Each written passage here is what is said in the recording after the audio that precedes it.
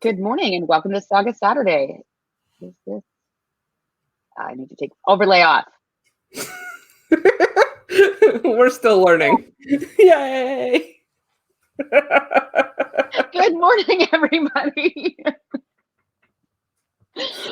Oh, we are we're figuring this out as we go. So, good morning, happy Saturday, and let's get rolling into this. I am Ula Brenna's your self-professed Norse nerd of the day.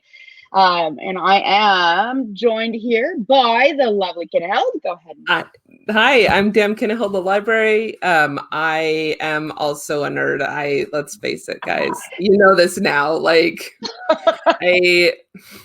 just needs to be a banner over my head that sort of permanently just says "word nerd." Right. I saw a t-shirt at one point that said "word nerd herd," and I wanted it desperately, but it only came up to like a size XL, and that's cute, but no. So someday my dreams will come true, but until then I remain your now I can't remember the line from Hamilton. Anyway, I don't know, it doesn't matter. Hi, anyway, everyone. Musical theater, words, that's what I'm here for. Right. So what we're here for really is to talk about good luck in Norse culture and how good luck was perceived, examples of good luck, etc. So, and by the way, we're both a little punchy because she's been working crazy hours and I'm on vacation, so I have no sense of time. It also explains my, difference of background and the fact that I'm basically in a cave right now. So, all right. So let's start with a refresher. When we think of modern luck, we're thinking of, we think of it more as being coincidence or chance, that sort of thing. Norse luck is a more inherent quality. You can have luck in a specific field or a thing, like specifically luck in fishing or luck in hunting or whatever.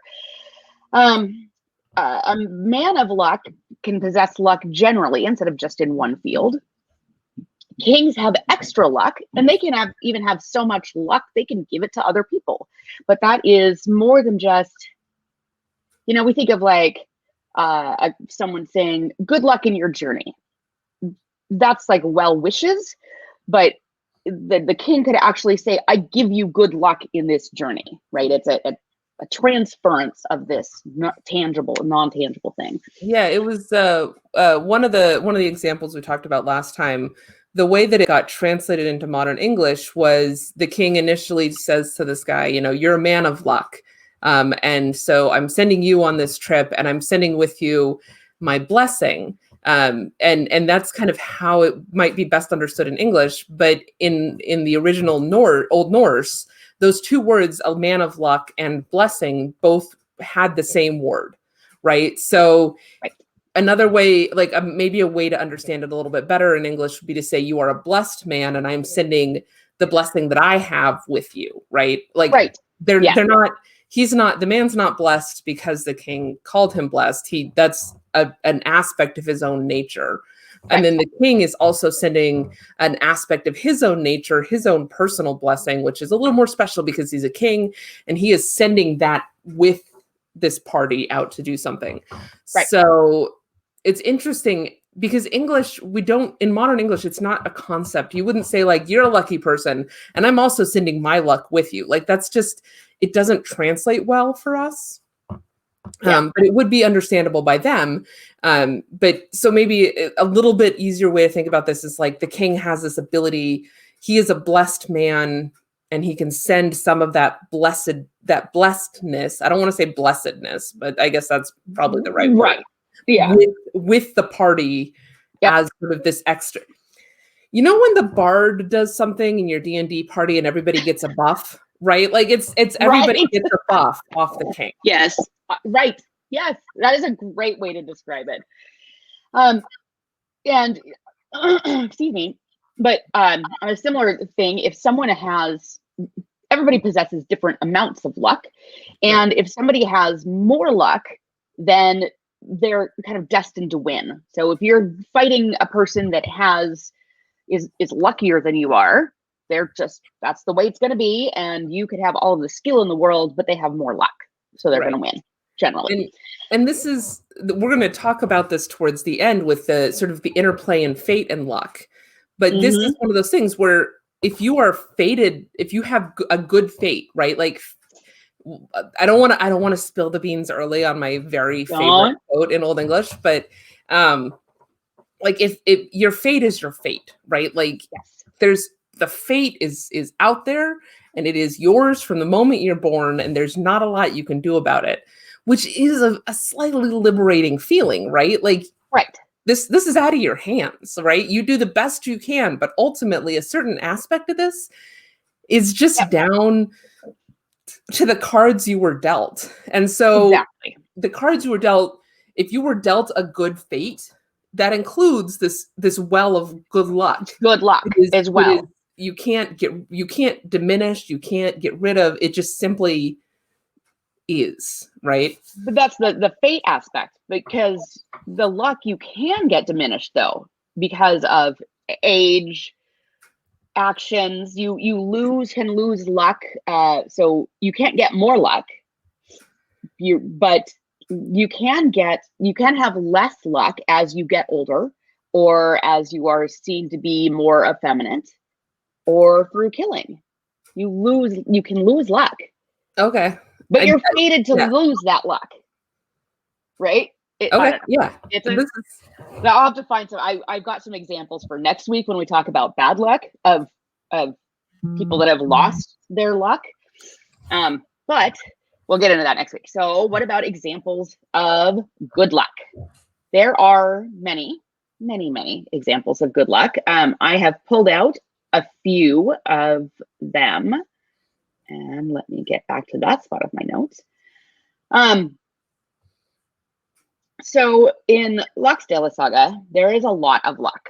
Lots and lots of good luck and bad luck.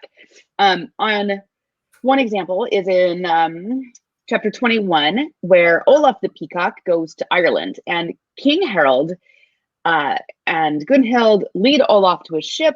And this is an example of King Olaf bestowing his luck. And they said they wished to bestow on him their good luck over and above other friendship that they had bestowed on him already. King Harold said that it was an easy manner, for there must be no goodlier that a man had there. What is going on here? This is what happens when I copy. This is what happens when I copy. Iceland, I think. Yeah. I copied and pasted it from a PDF, and it all just got a little weird there. No good. Let's say that. No what's going on here is this is an older translation, so they've attempted to achieve this sort of. This is something that you will see, by the way, folks out there, when you look, especially when you're looking online for free translations of the sagas, you'll often find a 19th century translation. And these 19th century translations, they were going for like an archaic feel. So the sentence here is, King Harald said that it was an easy matter, for they must say that no goodlier man had in their days come out of Iceland. What they are trying to say here is, King Harold said that this was an easy decision because he has seen no better man come out of Iceland in all of his days. Right. That's a more straightforward translation. It's a way better translation, and I should have just looked at the original. But this is very much a case of like somebody. The 19th century, right? We talk about today, it's all about the aesthetic, right? If you know a millennial, you've probably heard the phrase the aesthetic. Right. In the 19th century, they were all about the aesthetic. And this is a great example of that. Yes, it is. Thank you for, saving that one there. This is what happens when I do my notes when I think I'm awake and that I'm not.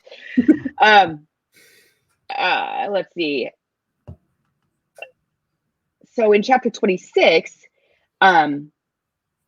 they talk about then Hoskuld took the gold ring, which was Hakon's gift, King Hakon, that weighed a mark, and the sword, King's gift, whereupon was a half a mark of gold, and then gave them to Olaf his son, and therewith his good luck and that of the family, saying he did not speak in this way because he did not know well enough that the luck had already come to him.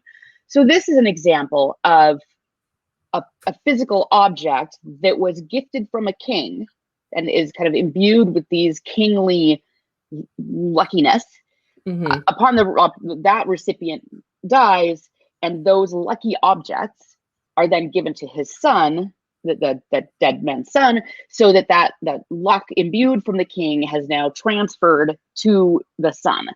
Yeah. And that's a great way to get luck. I want to get luck from. I just about said, and I'm not even going to go to what I just about said, but let's just say that kings are lucky and you benefit from their luck. Wow. All kings are bards. They possess Yes. the ability to provide buff to an object. That object now becomes a magical object, and once you are attuned to it, you Yes. receive the benefit of that buff. And there's a really good thesis out there about king's gifts and the power of the king's gifts.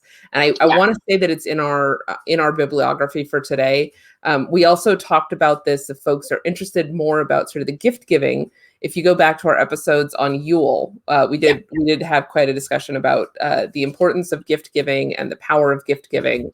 And the kingly gifts and yep, absolutely.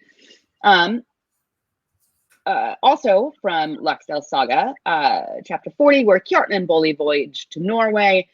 The king, I take it, is one of great good luck, and his guardians, the guardian spirit, mighty. And besides, he has a faithful guard watching both day and night. So the guard there is a human, but this is an example of, when we talked about this last week, that there are these guardian lucky spirit type things. The name of which has completely escaped me. Fjolga. Fjolga. F-Y-G. It's the one I can't. Yeah. Yeah. I'm pulling up, I'm seeing if Saga database. So folks aren't aware of it. sagadb.org is a fantastic site that provides a bunch of different sagas. Some of them are translated into English, some of them aren't. And I was hoping that they had Laxdal Saga. Some of them they've actually got in the original Old Norse.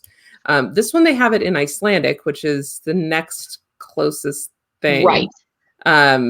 Though I would remind everyone that Faroese is a language that exists.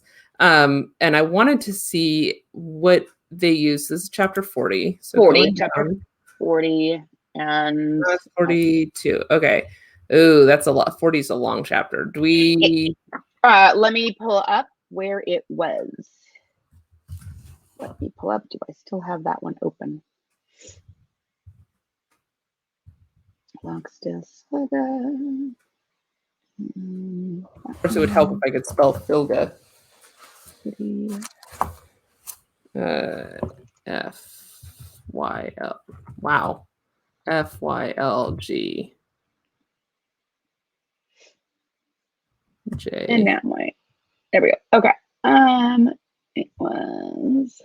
So Filga does appear quite a number of times in this saga. Yes. Including, oh, that's chapter 62. It doesn't appear in chapter 40 question mark. What's this? Yeah, English translations.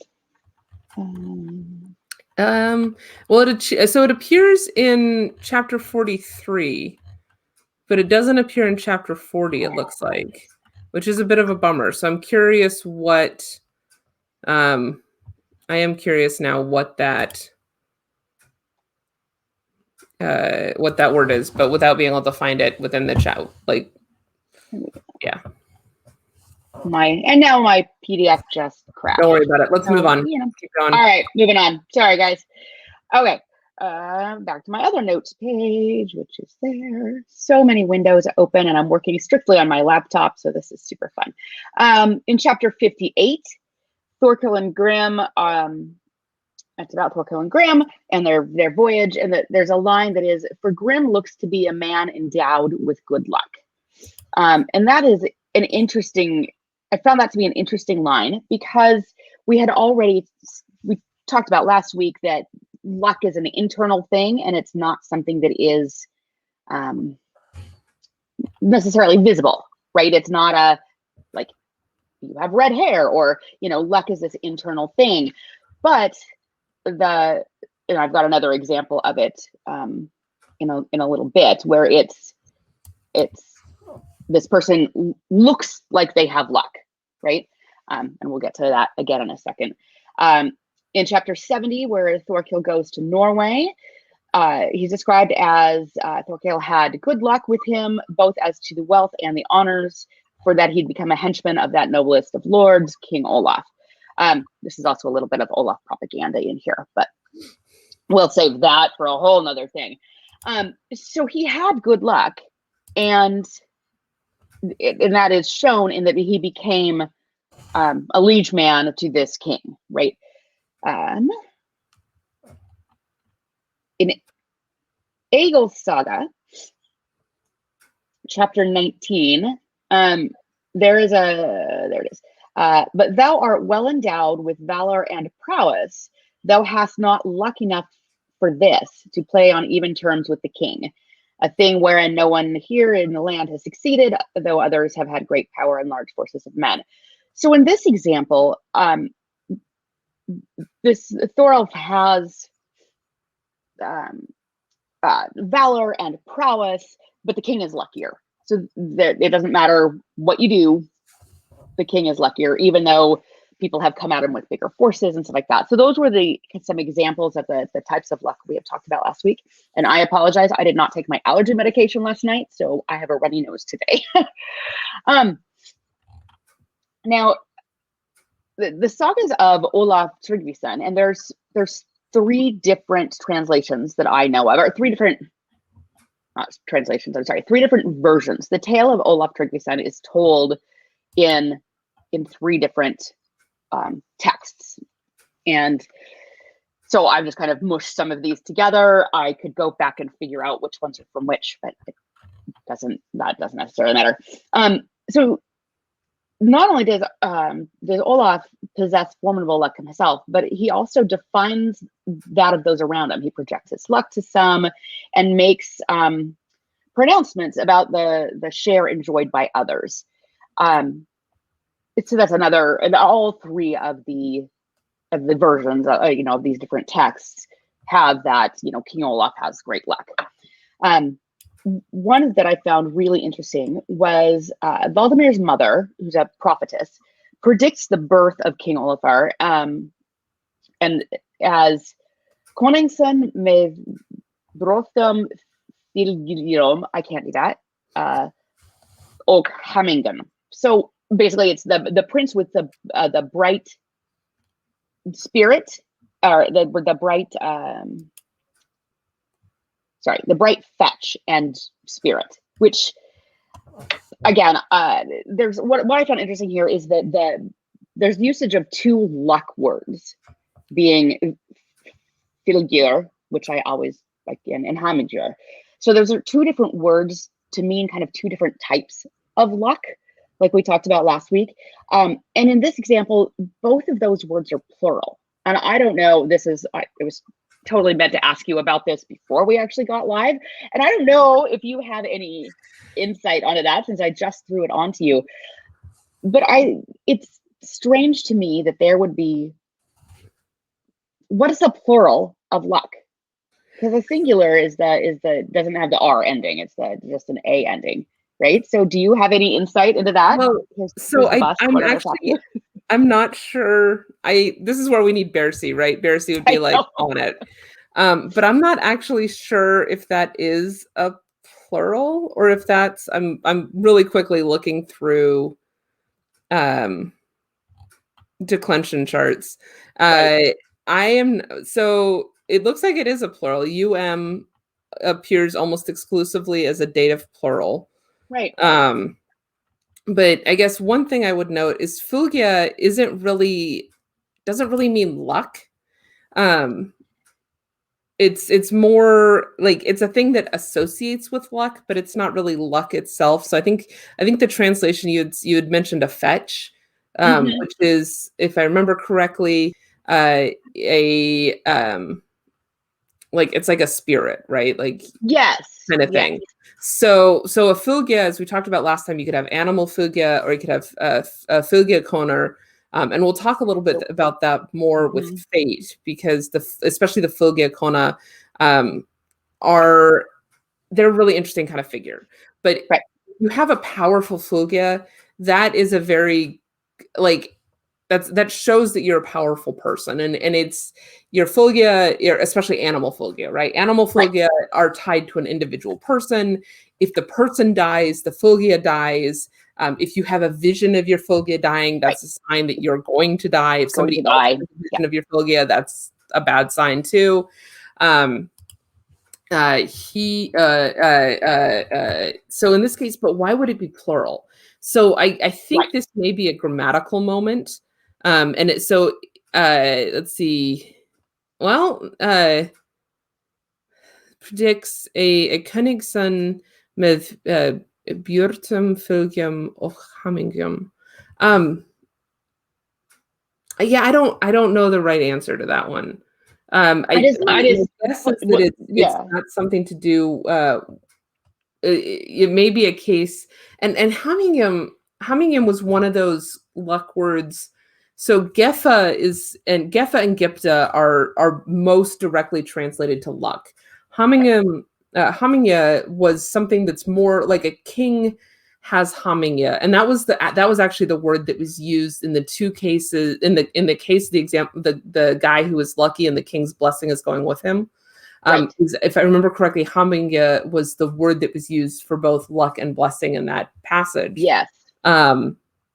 And so I think this is means less that this is going to be lucky, but he's going to have the power to send that luck. And because the Fulgia can sort of go out into the world and do things. And I think it's typically that would be a singular thing, but maybe this just means that he will have so much of this. He's so plural. Right. So much of it, it almost like transcends the normal singular luck, right? That was kind of what I was pulling out, especially since this line is coming from a prophetess predicting the birth of this king that has not happened yet. So I think there's, a little bit of a license there in that, that this prophetess is talking about this amazing king that's coming. There's another line in Olaf sagas, Hammingu Samlinga. I don't even know why I try to pronounce these things, but this basically boils down to lucky looking. And how this, because it's Samlinger is it's like appearance. It's appearance. It's an outward appearance. So this is an example where the luck kind of puts its stamp upon the person that is outwardly visible to others, enabling one to appraise a man at a glance because they just look lucky, just like they have red hair. And we talked also about this a little bit last time, where good luck can manifest itself as beauty, as power. So if you are a person, right, like Immanuel Kant would have a lot to say about this, right? Like he gets into this whole idea, is beauty truth? If you ever want to put yourself to sleep in a very confused way, read Immanuel Kant. It is a lot. But he gets into this notion of like is something that is beautiful by its very nature truthful? And he's not really talking about human beauty. He's talking about like art, right? Like is something that is just is a flower that is out of this world, a beautiful, perfect flower. Is that somehow more truthful than another kind of flower? Which sure, dude, you do you. Flower. Unless you're Freud, I suppose, but yeah. It's Freud or Georgia O'Keeffe. Sorry. Yes. Nope. I love it. Anyway, that's not the point of the story. The point of the story is that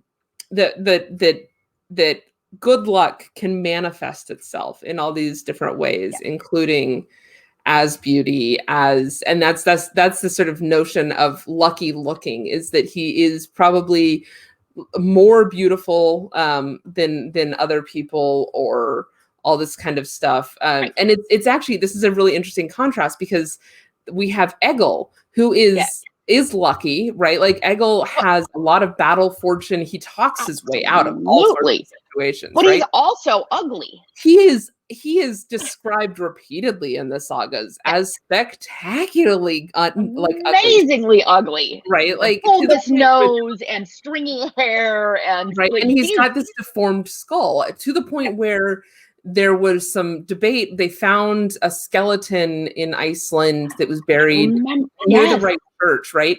And it had this skeletal deformity where the skull was extra thick and the bones were kind of knobby. And they were like, is this Egil? Because it's the right time period.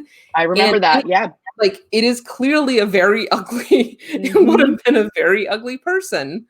And Egil is described repeatedly as a deeply ugly human being, which this is not a shame on Egil. Like, Egil gets through life just fine. But in this case, he is not lucky looking. Though you could argue that the skeletal deformity that meant that his skull was extra thick is lucky because he gets brained a few times and walks away from it. So True. So maybe that deformity that makes him not attractive is actually luck. I don't know. That's one for the theologians, I guess. Right. Another example was Olafur offers his services to Ota. She accepts it, remarking, "You have a lucky look about you." And of course, I forgot to put in what the service was and what like the context of that was. But the fact that she's saying you have a lucky look about you when he's offering to do things for her. Right. And this is something that's interesting. So in the previous quote where they're talking about lucky looking, it's hamingu samlingar. So that's the hamingu, right? Like that luck that can both be innate but also sendable.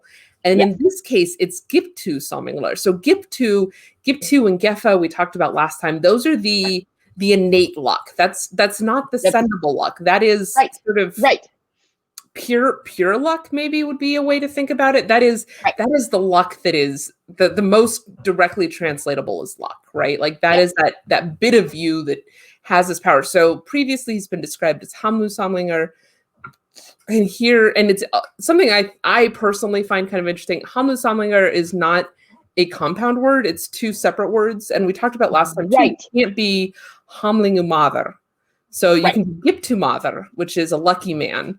But you can't be Hamlingu Mather. And here, Giptu Samlinga is a compound word. A compound word. Yes. So I don't know what that. Again, this is a Bearsy question. Who has spent way more time in classes dealing with Old Norse. But hopefully he'll be back next week, and we're gonna have a list of questions for just the first 10 minutes. It's gonna be like, okay, we found this and this and that, and we need somebody that actually can speak this, speak and read this language properly. I totally agree. Hopefully, if he watches these episodes, he will do so with a beer in his hand, and he can drink every time, or a gin and lemonade. He can drink every time we fumble our way through it. Right. But it's interesting. So it's interesting to me that Giptu Samlinga is a compound word. And right? Like that innate, unsendable luck, unkingly luck, even, because Hamlinger really is more like, because kings can send their luck, so Hamlinger has this sort of kingly to it. Right, because it's the transferable luck. And it is worth noting though that Hamlinger is not used only for kings, but it right. But it is the transferable one. Yeah, I agree. But Giptu luck is just anybody can have Giptu luck. Anybody, that's the unsendable. Yep, that's just your luck. But what about fate? Fate and luck.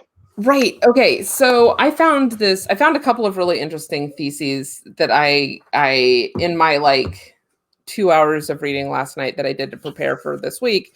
And one of them was talking about the Fulga, but the other one was talking about Norns. And so I think, like many of us, right, we learn these versions of mythology, or older or sort of classical religions, pre-Christian religions, and we tend to learn them as this is the way, right? We read a book. I don't know. We're kids. We read a book on Old Norse mythology or Greek mythology, and we learn the myths and we learn the stories, and we're like, cool, I now know the story. and that informs us as we go forward and we grow, right? So for me, like I learned the story of the Norns, right? There's 3 Norns, they sit by a well, they spin, they weave, they cut, right? Yes. But that turns out to not necessarily be the whole story. So fate, Norns deal with fate. And the first thing to understand is sort of broadly in Germanic society, fate is typically seen as something that is.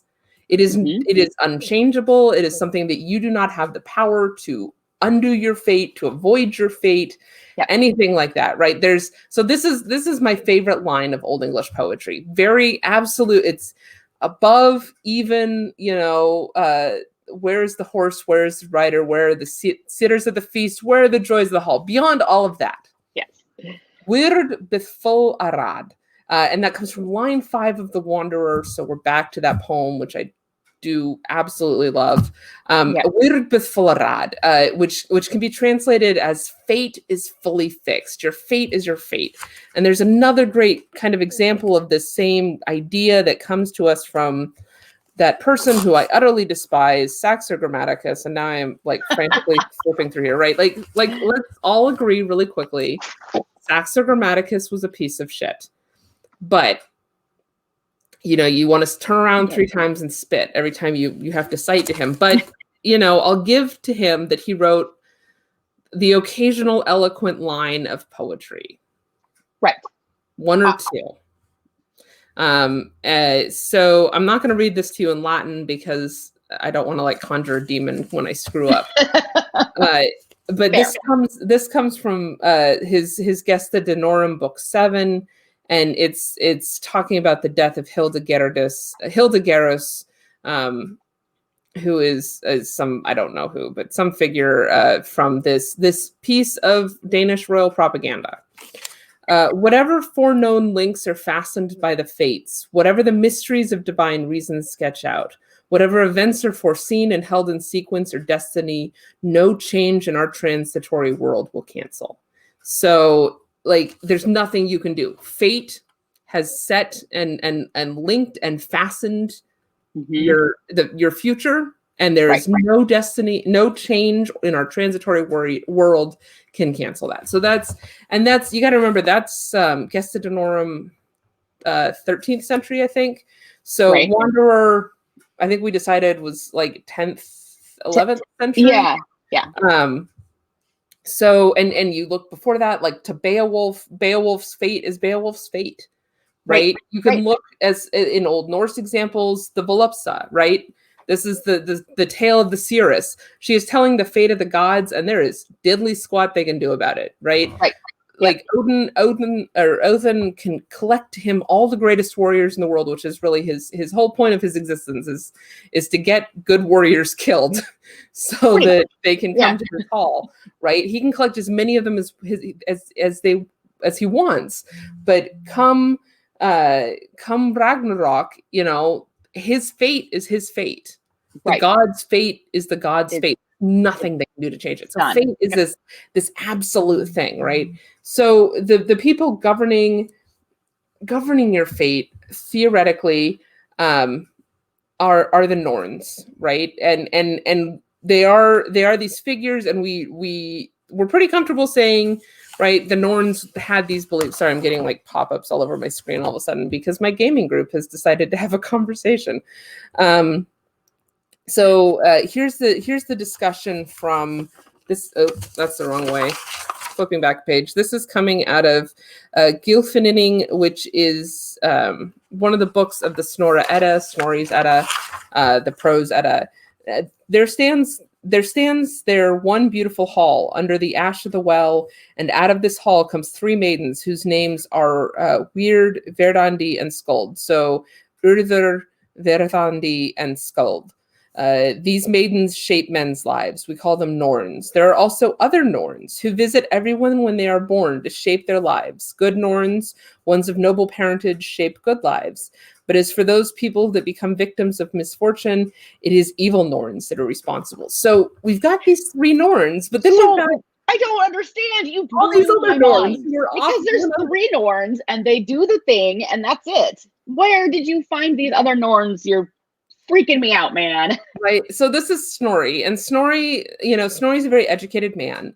Yes. He has access not only to this wealth of pre-Christian knowledge and Right. poetry and saga and all that kind of stuff, but he's also got a certain amount of education in classical European ideas. Yes. So one theory that's been put forward is that he really is the one who kind of solidifies this idea of, you have the three Norns who are become very similar, right, to the three fates: the spinner, the weaver, the cutter, Yeah. right?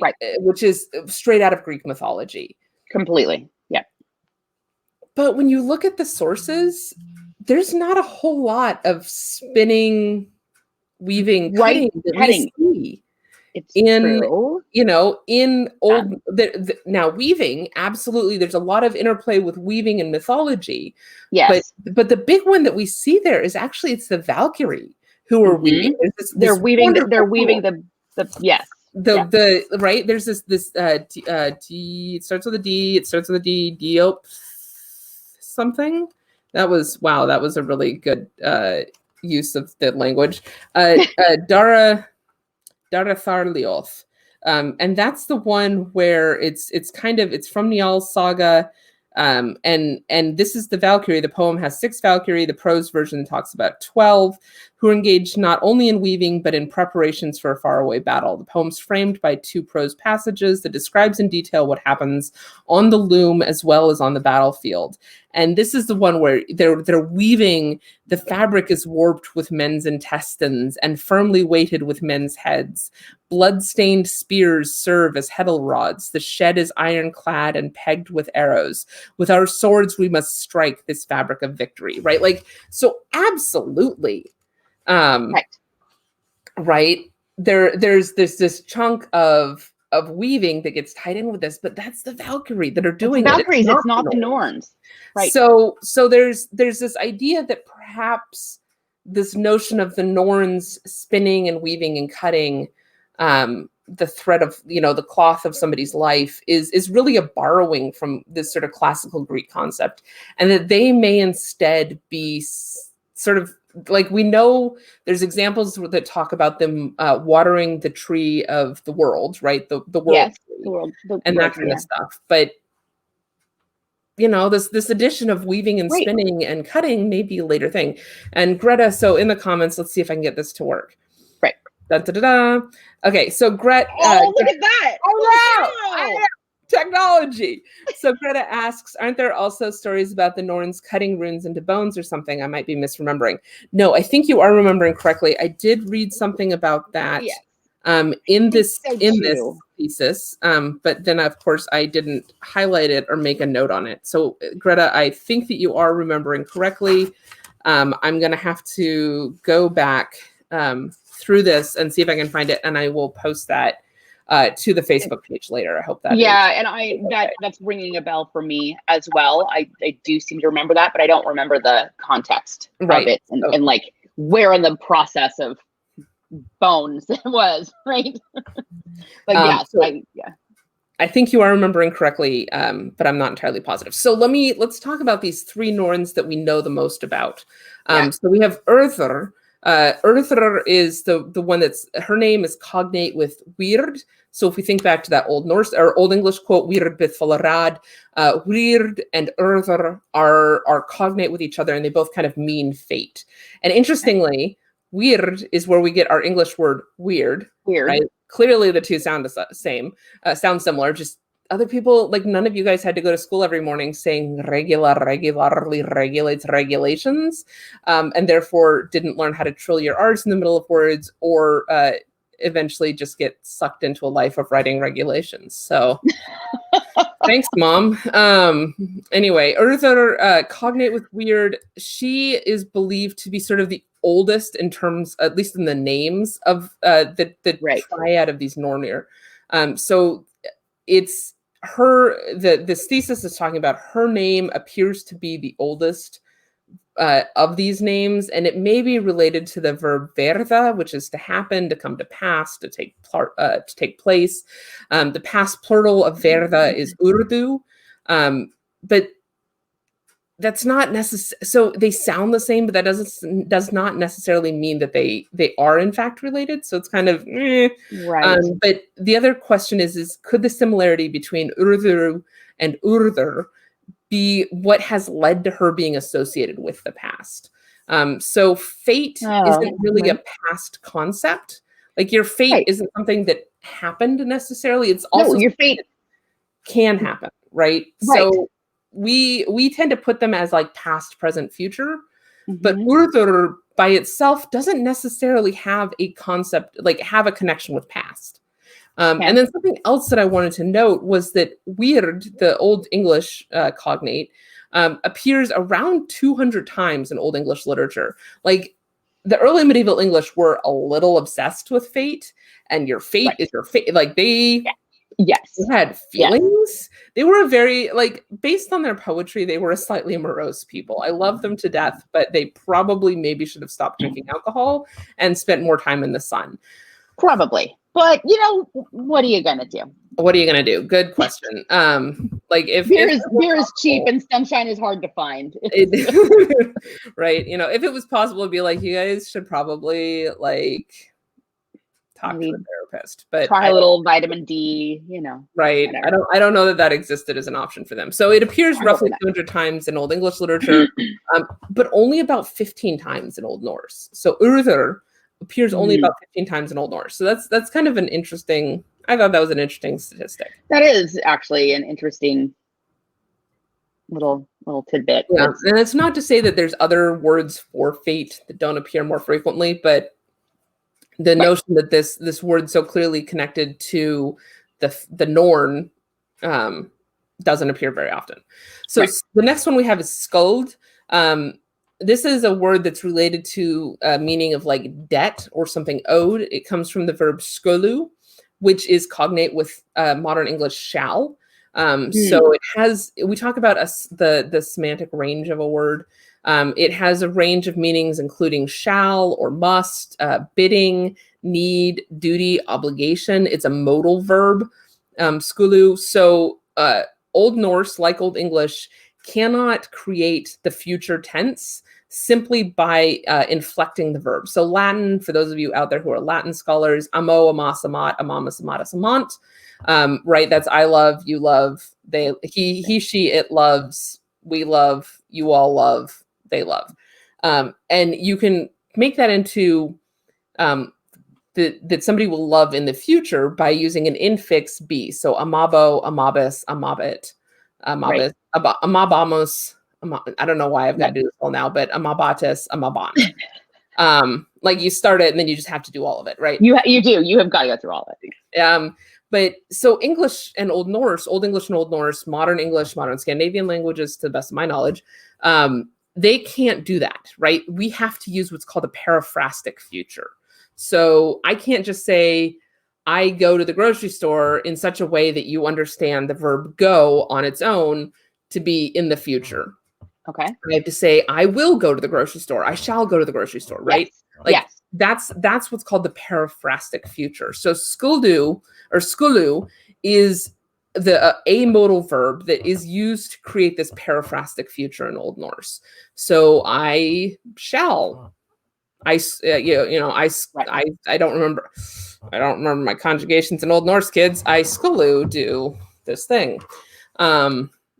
So that's kind of an interesting thing to think about, but it doesn't by itself, it doesn't mean the future, right? So sometimes you'll see it translated, like when people translate the names, you'll see Urdur translated as fate or that which happened or something like that. And then skulu often gets translated as that what will happen, but that's not really what skuld means, right? It's more like this is the obligation.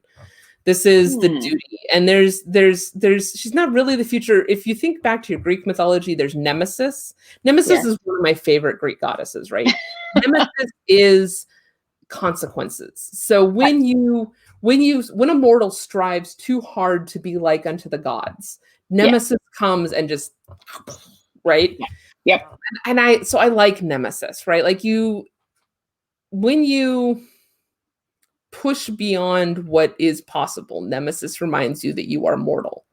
And I think the reminder that we're all mortal is a good reminder to have, right? So Skuld in a lot of ways is she's not the future. She's more like Nemesis. She is the consequence for events or actions. She is the obligation, right? Yes. So your past choices have left you with an obligation, and she is obligation.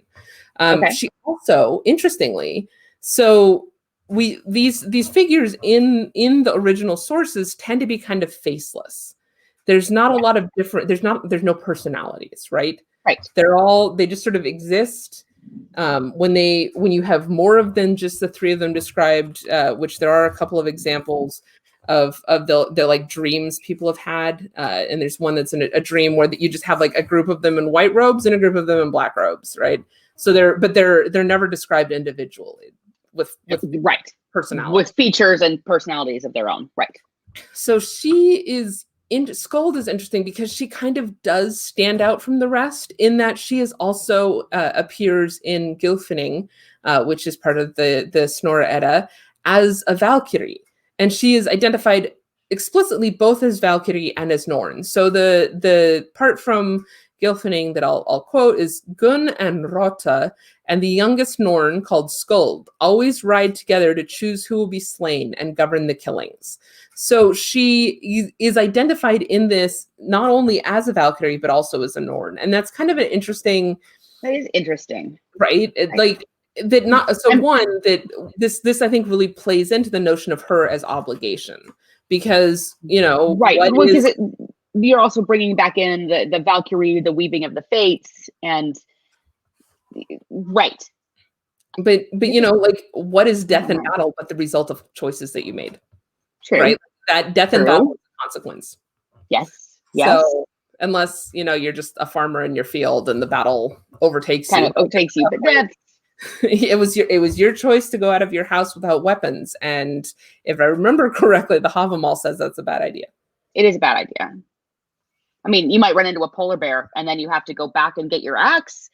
And then when you come back to the polar bear, he's already dead and your neighbors are assholes and they take, So just top tip from Alaska. If you see a polar bear, one, it's probably too late. And two, don't attack it. Get the fuck out. It is an apex predator. And in this instance, you are not.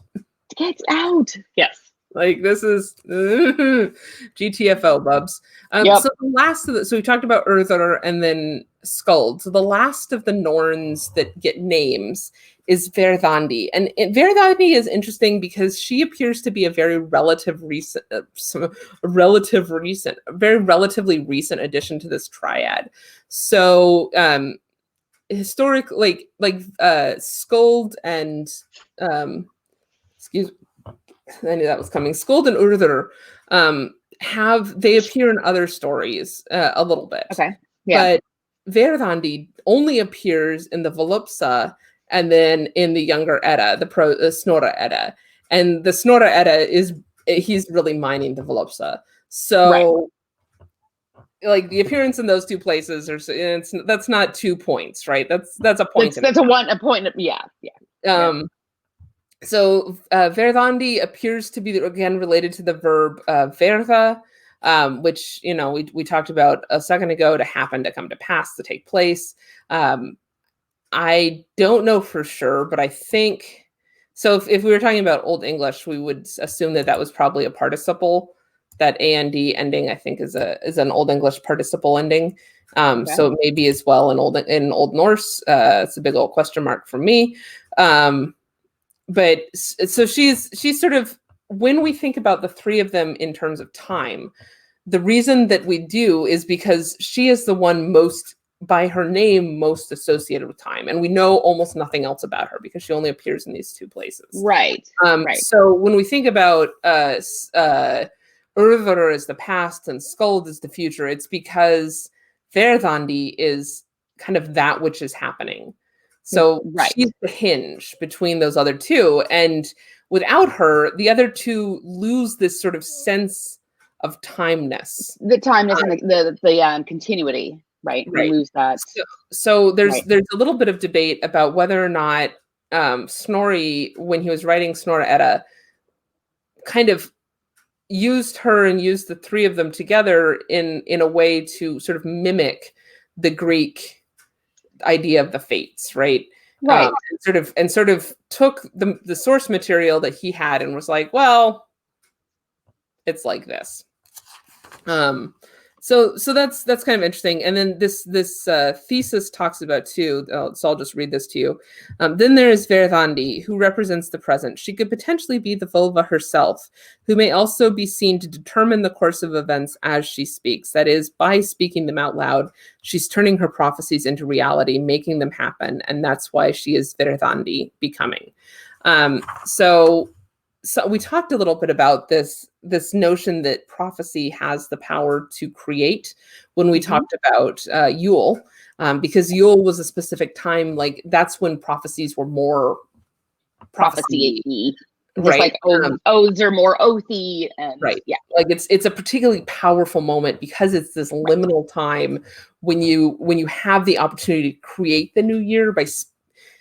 It's a little bit the gift, right? Like you tell the universe what you want, and so the universe learns what you want and gives it to you. Whatever. But in this case, you speak the prophecy, and by speaking the prophecy, you kind of help create it. So I think that's a little bit what's going on with that quote, and a little bit what's going on with Verdandi and the vulva is as she speaks the prophecy, she in some ways creates it. So the good and evil Nornir, right, is kind of an interesting concept because we don't typically we don't think about that in general, because we've gotten so used to the idea of, okay, there's three Norns, they do this, the end. But then we've got this weird reference, right? And then there's another example. Sigurðar Kviða has a discussion of the Nornir, which I'm not going to try and read the Old Norse because I don't hate you guys that much. And so in this one, it talks about Andvarti I am called. Oin my father was called. I have passed over many a waterfall. A miserable Norn decided for me long ago that I should wade the water. So here we've got sort of a miserable Norn, or a loathsome Norn, or a grim Norn, right? Pitiable is a good translation of Aumlig, which is the adjective used here. So that creates kind of an interesting notion that typically the Norns, when we think about the three of them, they don't have emotion, right? They're not sad, they're not upset. But then we've got this notion, like this other mention of the evil Norns. Right. So is this case, this Aumlig Norn, is this one of those evil Norns, right? And then let's see, that one's talking about this is a good one about destiny, blah blah blah. I guess that's a really long quote that I don't want to read out loud. There was one other quote in here that I wanted to find, which I am apparently decided not to highlight. So good job, Claire. Here's the bit where we were talking, Greta, you asked about cutting and carving runes.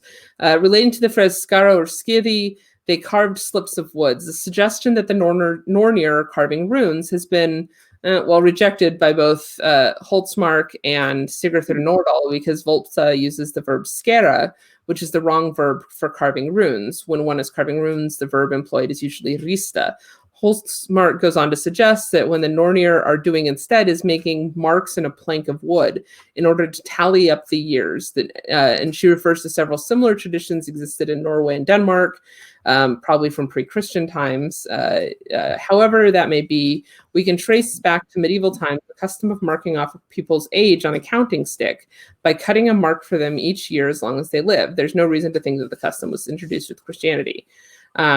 And this could be what's going on in the verse. Nornir keep track of time and how long each person lives, which feeds into an interpretation of the Volsa Nornir as representatives of chronology.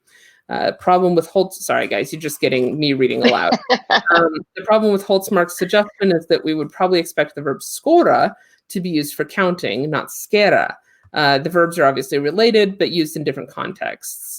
Perhaps it could be marks scratched on the individual lots used for lot casting, as is described with the use of the verb skera in the account of Sigurður Jorlsfarl in Morkinskinna, although skidi is unlikely description of lots. Hulter seems more likely. So I guess that's my Interesting. answer on Greta's question a while ago. This is what I get for just trying to flip through this, trying to find. I know I'd had some other stuff about the Norns, because there was this guy, he has a dream, and he has a dream about his good Norns and his bad Norns, and it's really kind of a wild dream, and I am really frustrated because I didn't like flag it in any way. 29 occurrences of the word Nornir. Now they're, come on, where are he has a dream, I'm telling you. Totally, somebody has a dream about, he sees like a bunch of women dressed, and they've got swords, which is why I thought it was fun, and I was like, this is really cool. Ladies riding around with swords up. But how does that translate back to the Valkyrie, though?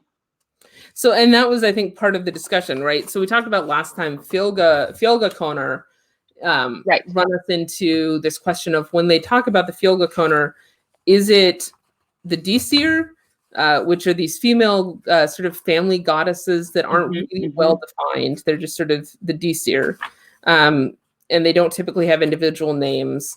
Or are they Valkyrie somehow? Are the Disir and the Valkyrie somehow connected? And then this thesis introduces the idea of, Disir, Valkyrie, Nornir, and Right. what's the connection between these three groups? Because they're all typically female deities. I think almost exclusively female. I think all the Disir, when we talk about Disir, we use feminine concepts. So these are all sort of these collective groups of women, supernatural women, who have some power over or associated with fate. So, what and like the Fjölgakonar are associated with families like the Disir. Yes. They have this sort of fate interaction like the Nornir. The Disir, I don't think, really deal with fate. I think that's more like a protective aspect. Right. And then the Valkyrie aren't related to families, but they're related to fate. And then as we get into some of the later versions of the Sigurd story and Brynhild, there's a little bit of this protective aspect, but that I think is a much later interpretation that's not necessarily associated with the early medieval concepts of it. I think that's a much later medieval, even right. pushing into like 19th century and Wagner, right? Like I Right. don't know enough about the story of Brynhild. Yeah. So I'm just going to completely give up on finding my. That's fine. It's really a frustrating experience. So one last thing I guess I've got is Rusty asks, perhaps your Norn is evil if you don't like your fate. Right. And I don't think that's really the case. I don't think it is either. I think but all of the evil, evil Norns give bad fate. Right. Like, you don't get good fate out of evil. But I think that's less like, you don't decide that your fate is good or bad. Your fate is. So it's not a case of liking your fate or not liking your fate. Your fate is good or it is bad. And if it is bad, it is potentially caused by sort of these bad fates or bad Nornir. Here's another good question. Virginia asks, we talk about bad days. Could it be like that? Maybe a little bit, but it's more permanent than just one. Right. It's a pervasive thing when you've got bad fate. Yeah. So that is sort of the end of my notes, and I'm a little bummed that I couldn't find this great example. It was this cool dream. This guy has a cool dream, and it's all right. We'll find it. It's okay. Yeah, it'll be sometime this afternoon. I'll be like, that's where it was. That's where it is. Well, that's pretty much perfect timing though, because we're just now at an hour. Look at us not running over, into the 2-hour mark. We might be getting this thing down. Once again, fantastic. I love our what we find. I learn all kinds of new things all the time, and hopefully our audience does as well. Next week is bad luck and bad fate and all of those what the evil Norns are doing, apparently, that I still don't like the concept of more Norns than just the 3. You're freaking me out here. I just don't like it. So it is more what we make of it. Yeah, I can see that.